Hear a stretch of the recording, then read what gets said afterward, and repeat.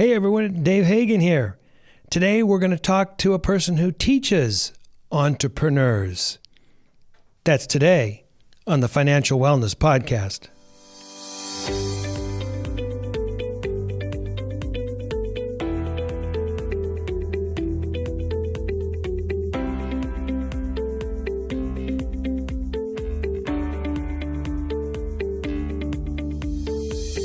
Welcome to the Financial Wellness Podcast, Dave's weekly message to keep you on your path to the financial success.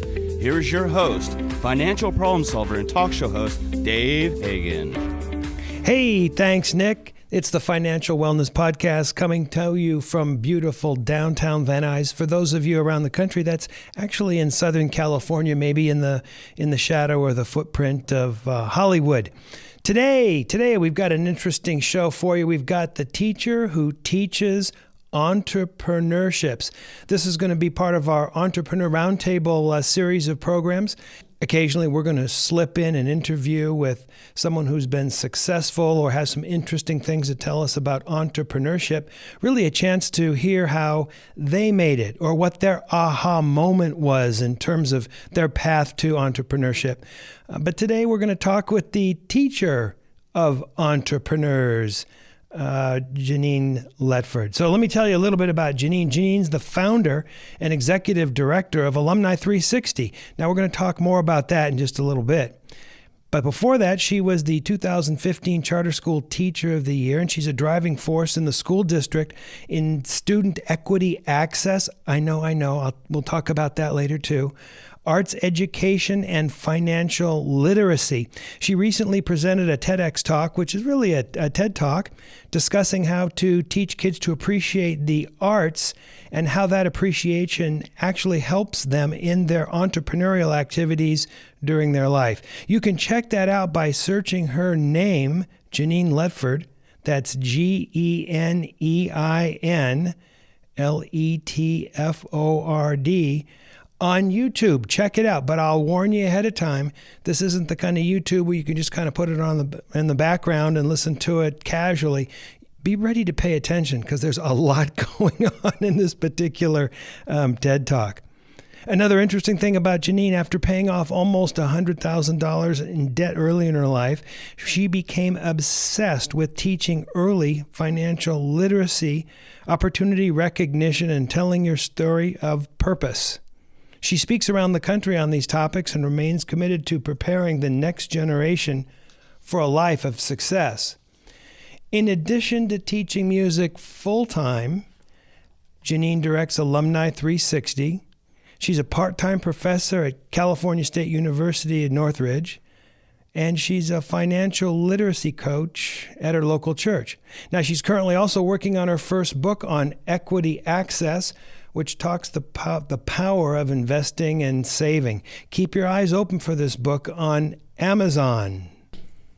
Welcome, Genein, to the podcast. Hi, thank you. It's kind of fun to be here. It's late in the afternoon, and you're between class and heading off to something else, and you said that you would come by and say hello.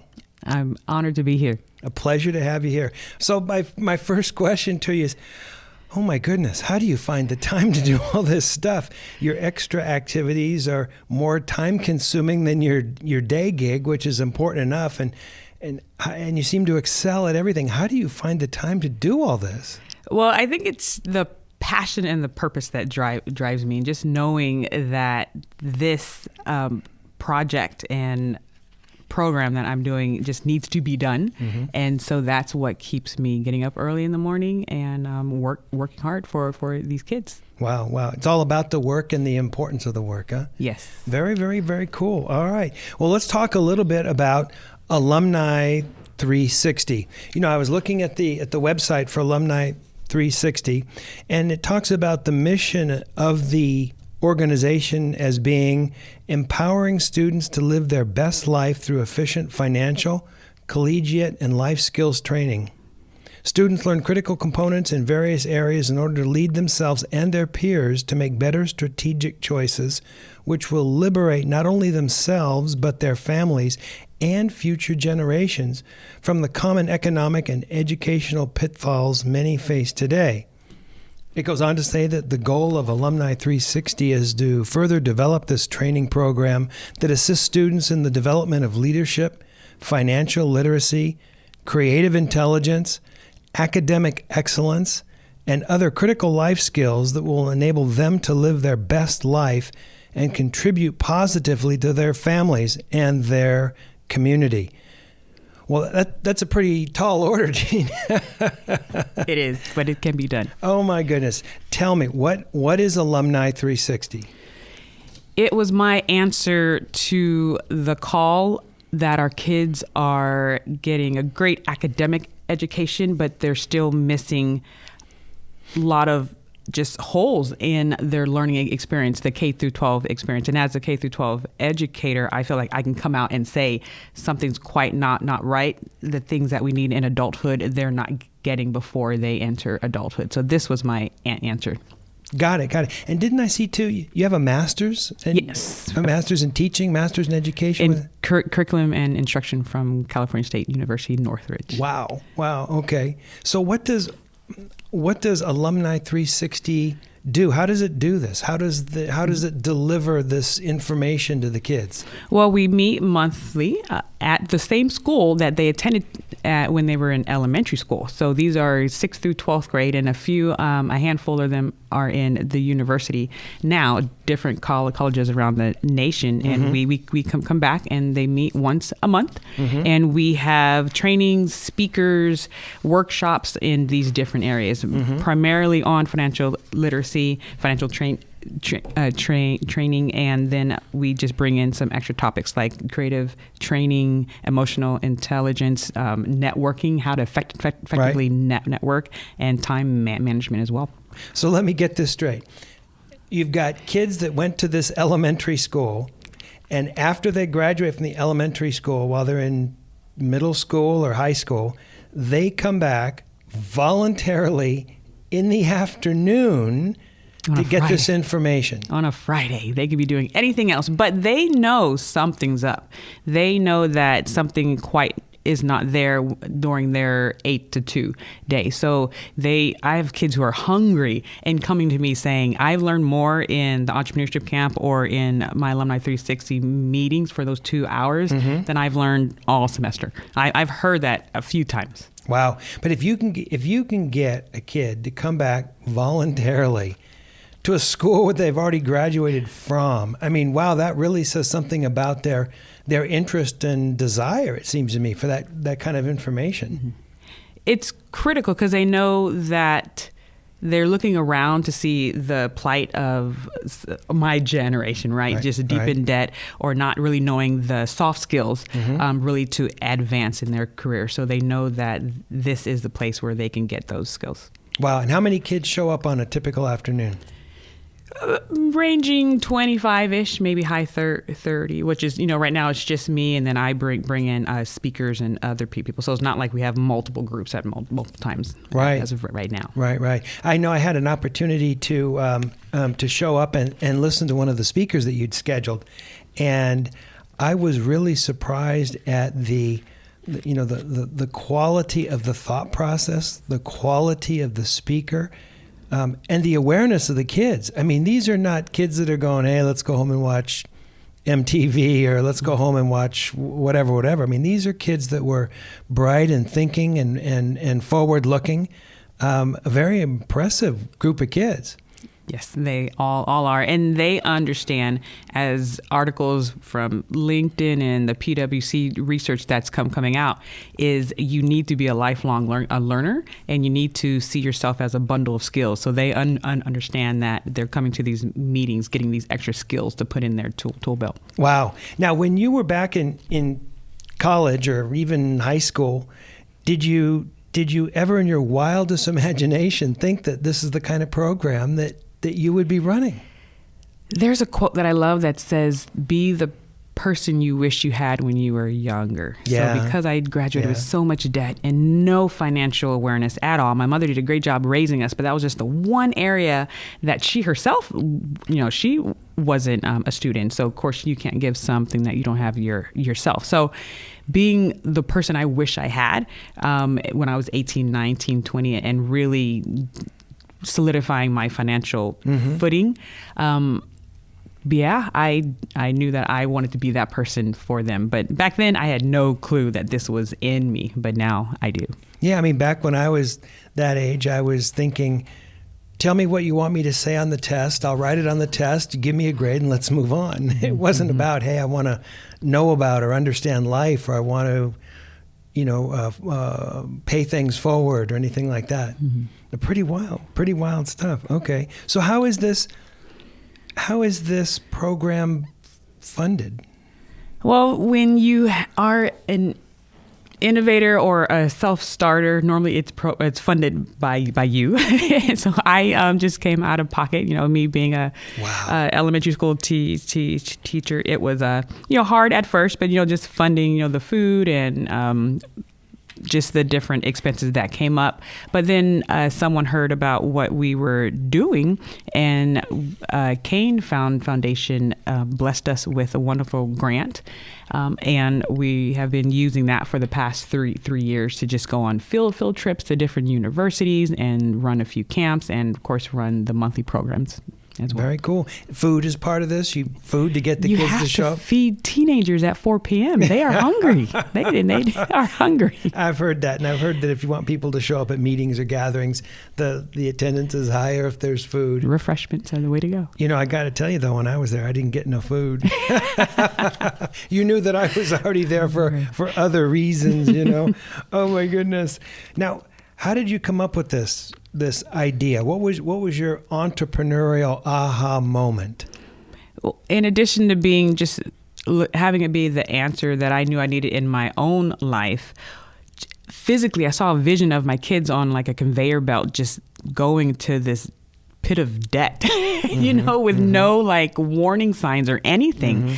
And I was like, I just can't stand here and just continue to teach music and not warn them like, hey, you guys can start earning scholarships as early as 5th grade. People don't understand the scholarship system, and it's a network, and a lot of my students are predominantly Latino, from lower income households, and the first to go to college, so they don't understand, their parents may not understand how to navigate that system. So I just couldn't stand there and just let them continue into this pit of debt without warning them what is to come and how to possibly maneuver through that and end up better than I did on the other side. Got it. So not only are you teaching them about personal finance and entrepreneurship, but you're bringing them along in some of these other topics and ideas, disciplines, if you will.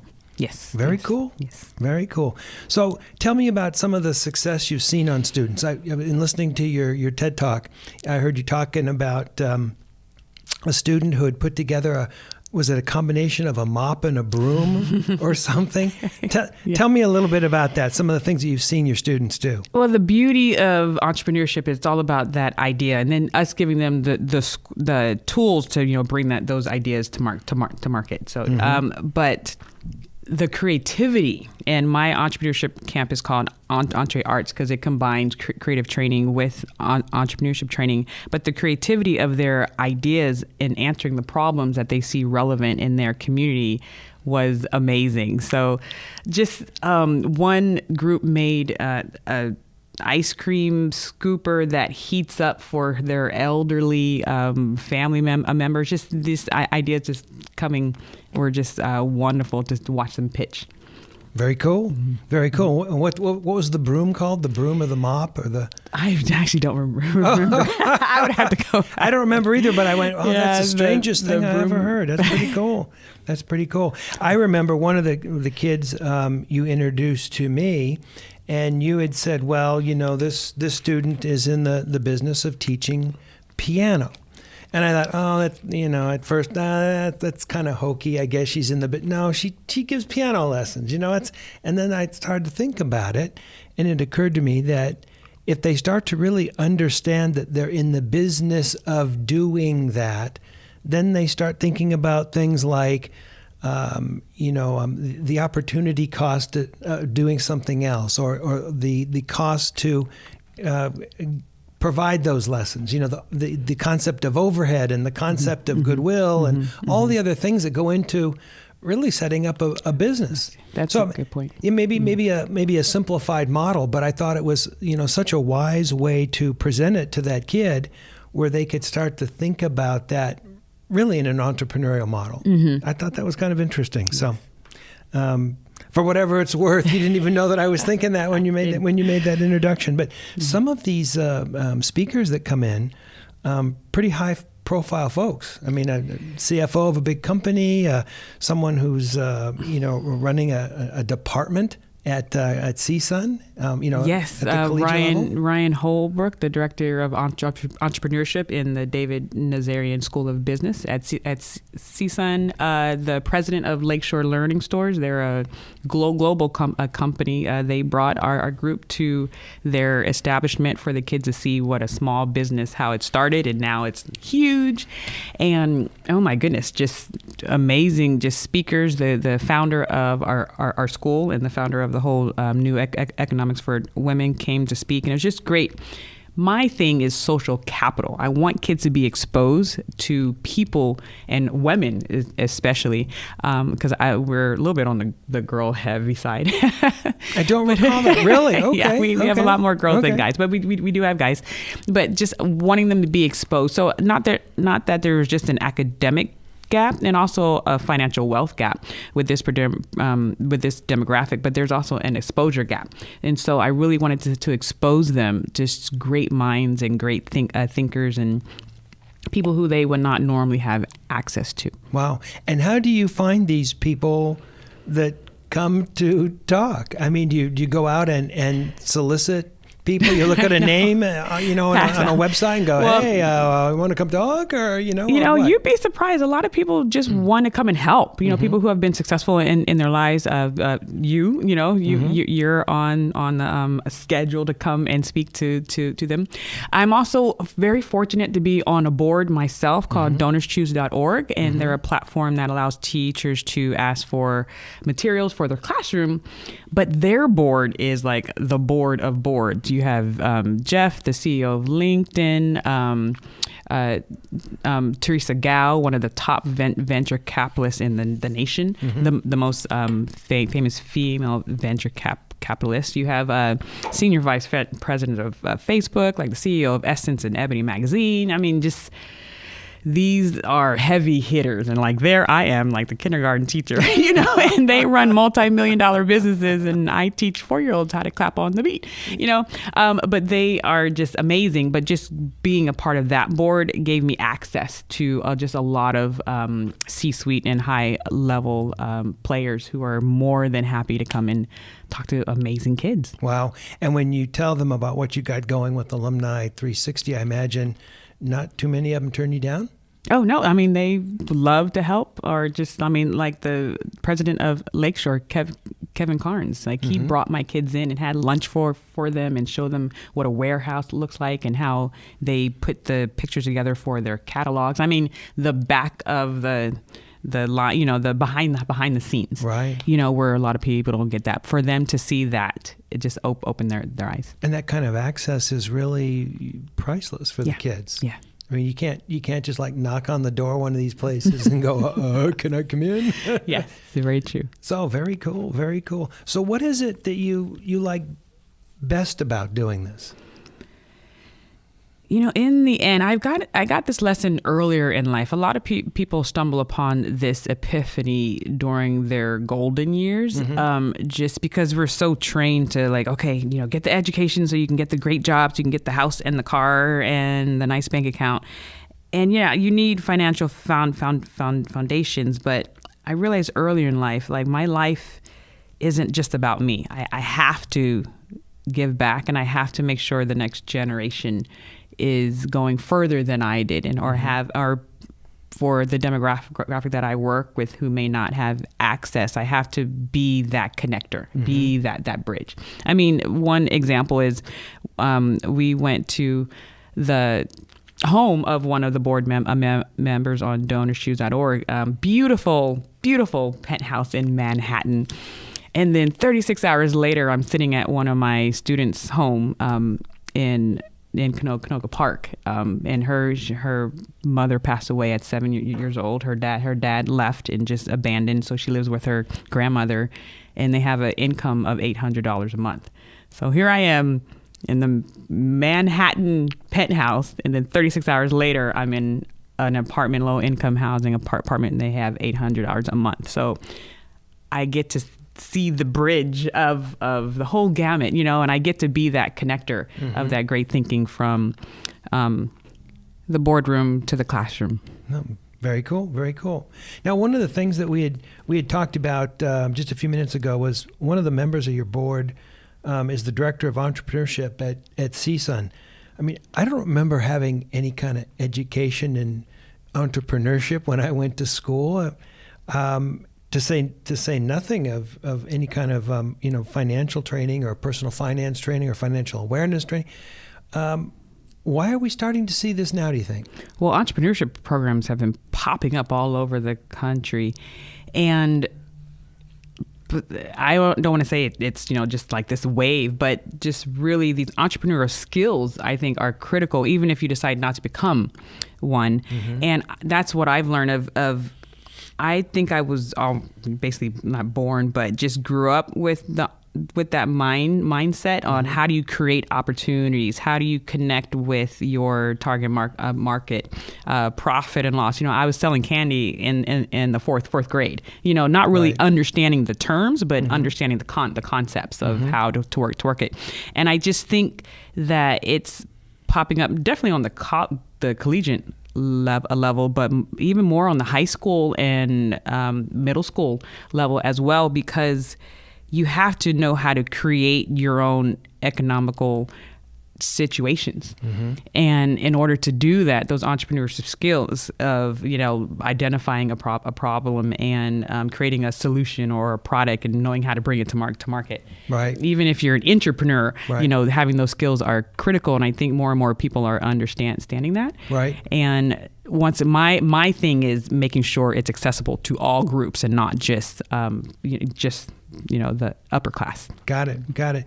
Now, speaking about different groups, I'm thinking age groups. I know that you start this in the elementary school and go to the middle and the high school, but this also rolls out to college campuses? That's my goal. Okay. I always set the vision. I have to see the vision, and then it ends up playing out. So our first group, they started as 10th graders, the ones who are in college now. So they're in their second year now. And we have we send care packages, and they come back and they talk to the high school kids. And I have one girl being a direct mentor to our 5 seniors now, and just kind of helping them go through the application process. Because once again, 99% of our kids are first generation college applicants. So the more help they can get, the better. The better. Very cool.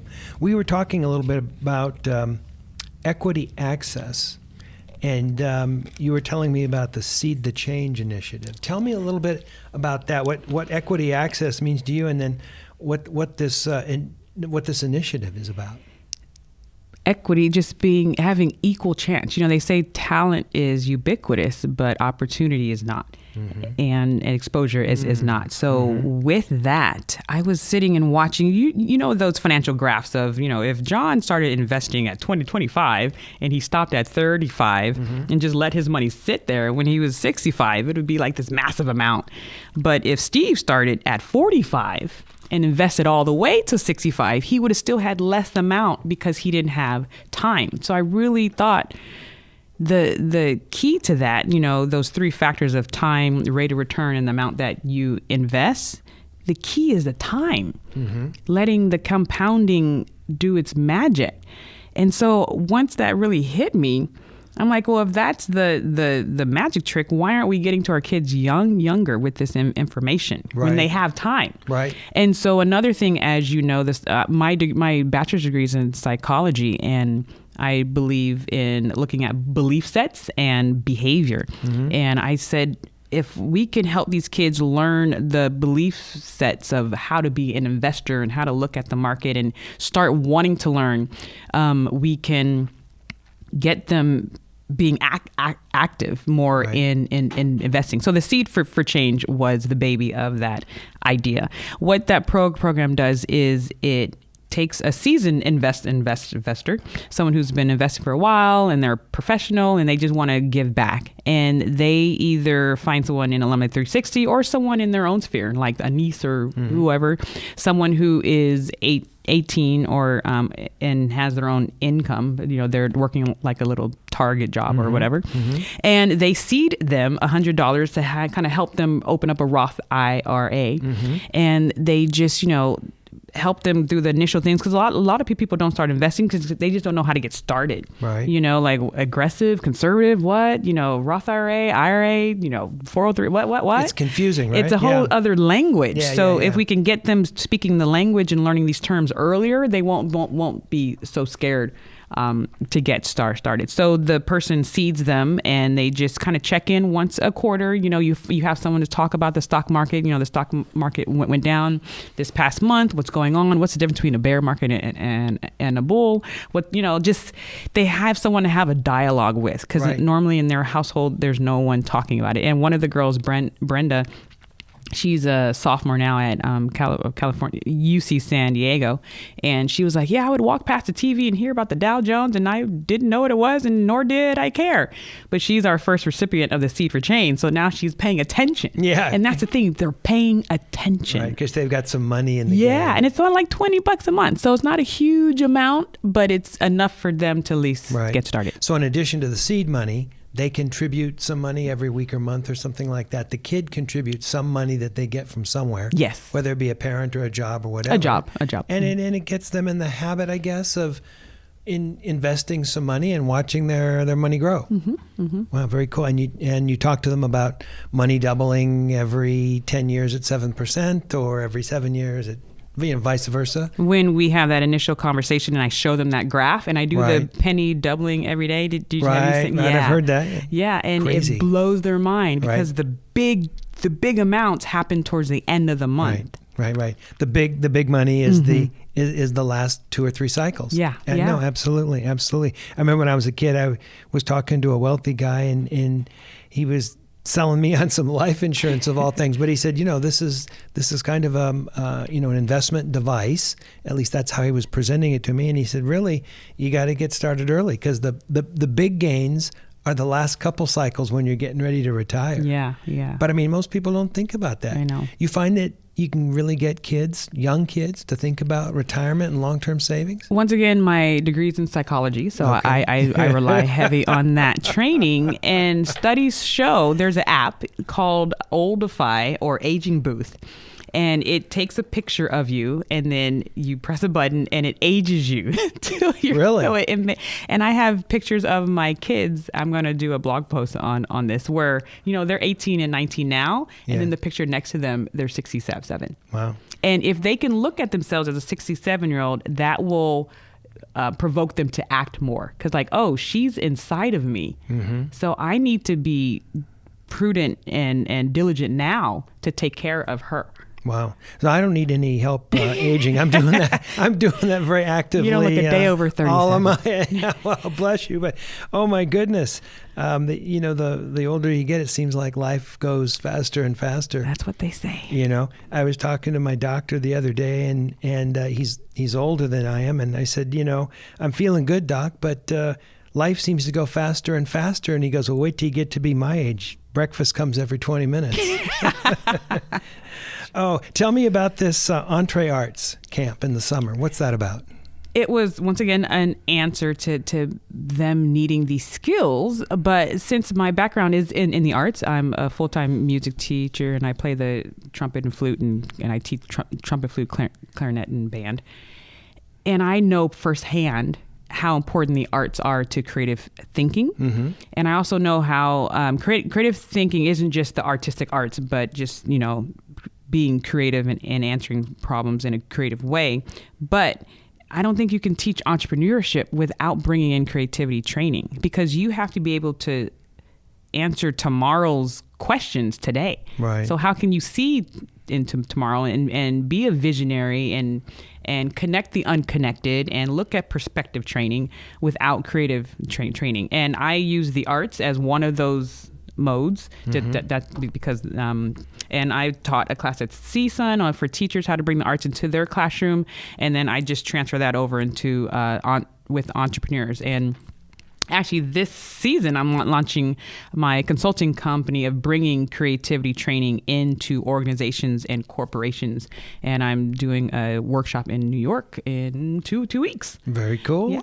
Very cool. I was listening to your TED Talk, and you started talking about, how entrepreneurs needed to learn how to be creative to present their ideas and to put them out into the world. And I was listening going, what? I don't know. I don't get that. But the more I listened to it and the more you brought in some of the examples and things, the more I was able to understand, yeah, I get that now. Because, a boring entrepreneur isn't going to be able to pitch their deal, isn't going to be able to sell the vision, isn't going to be able to move that idea ahead. So, and the concept of storytelling is key. Right. Knowing how to tell stories. And businesses are more and more becoming aware of, we need that skill. We need that skill.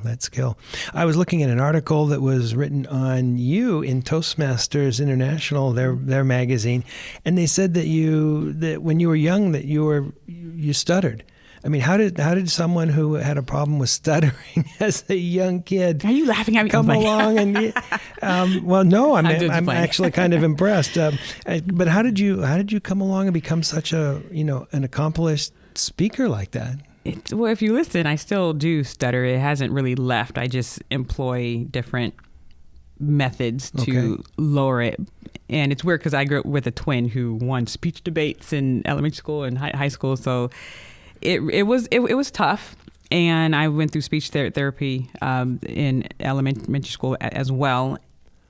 And it wasn't until my adulthood, actually about like 5 years ago, that I actually came to grips of, you know what, this is a part of me and I need to use it to my advantage and use it strategically as opposed to being ashamed of it and ashamed of how God made me. So, and me playing the trumpet came from there because I couldn't speak fluently. So music was my voice for so long.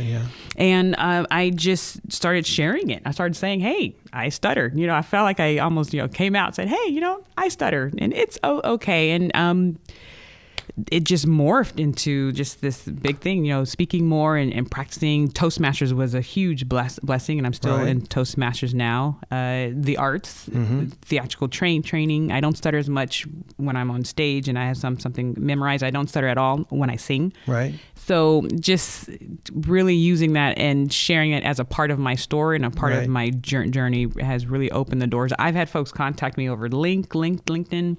And just saying, do you have any tips or any inspiration? Because I deal with the same thing too. Wow, very cool, very cool. And now they can't shut you up. I know. That's one of the board myths. Oh no, that's a good thing. That's a good thing. Now, let me ask you this: going up to do your TED Talk. I mean, that's kind of like the pinnacle of public speaking. Were you scared?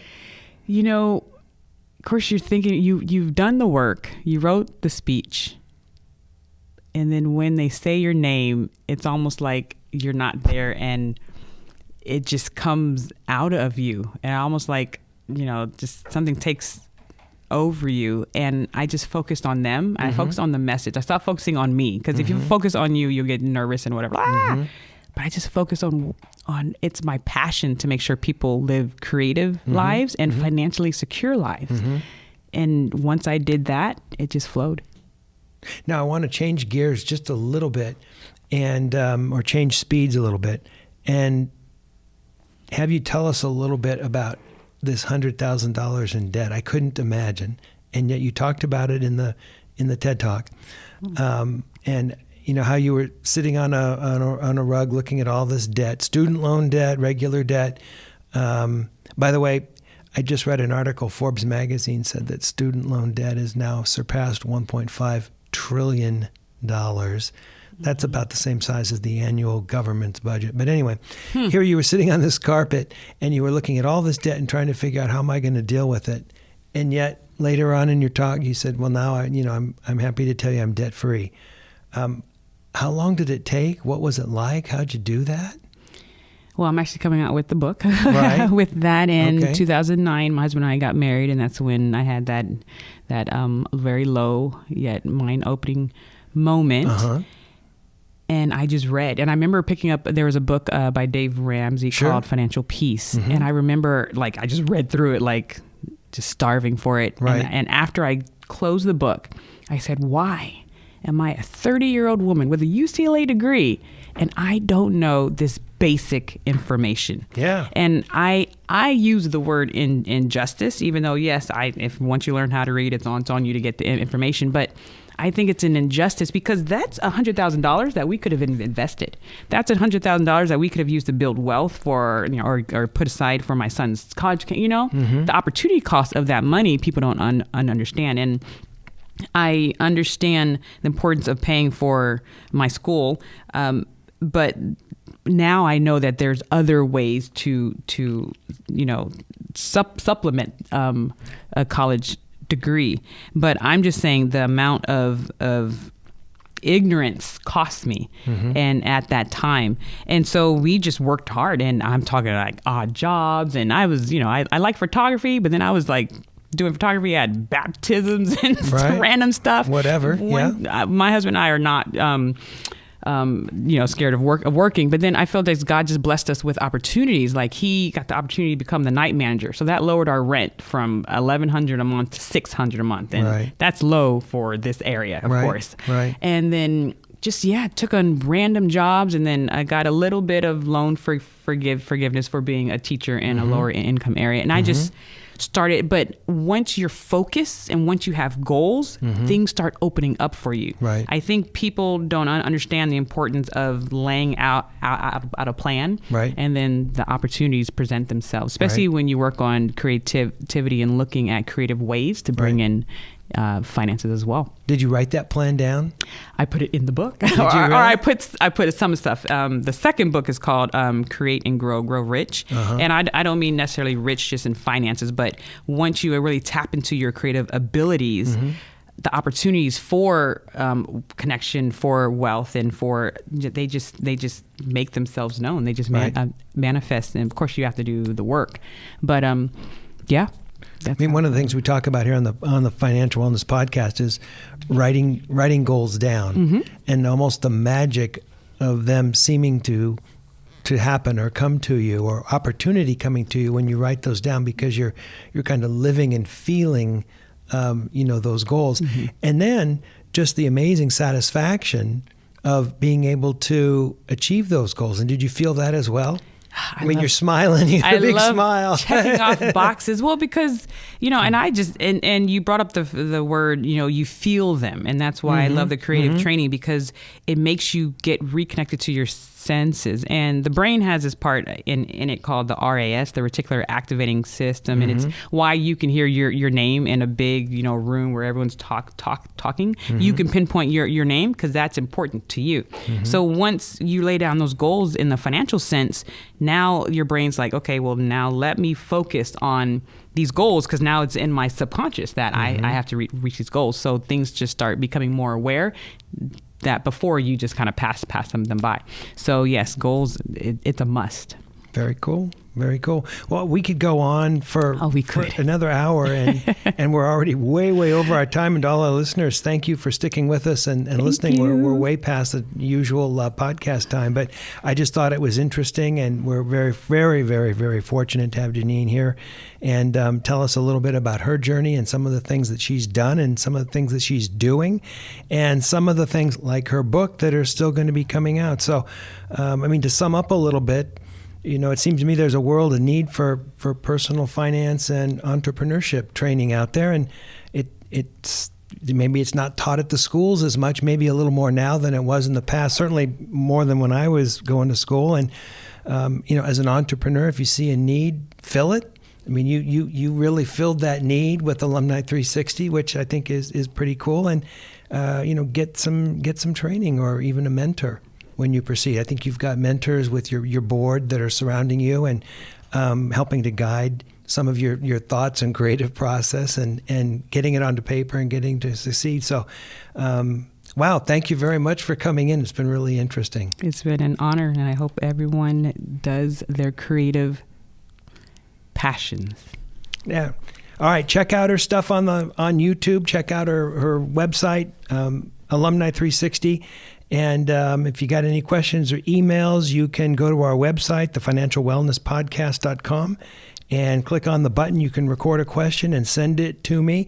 If you've got questions for Genein, send the question to me and I will get it answered. Maybe I'll show up at the classroom after class one day and record the answer to a question if someone's got some questions. So check it out. Stay with us. Next week, we've got some interesting stuff coming up. This is Dave Hagan, and you've been listening to the Financial Wellness Podcast.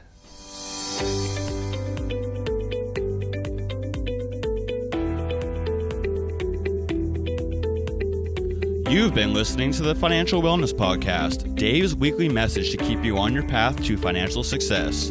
If you have a question that you would like Dave to answer on the podcast, go to thefinancialwellnesspodcast.com. You can leave an audio message with one click of a button, or type your message into the question box. Either way, it's sent right to Dave's phone. Remember, Dave will randomly draw from the submitted questions and pick the winner of a free 1-hour personal conversation with Dave to help you achieve your financial goals. Don't forget to subscribe to the podcast so you receive the new episode notifications, or share the podcast via the app with your family and friends. This is your announcer, Nick Appel, wishing you every financial success.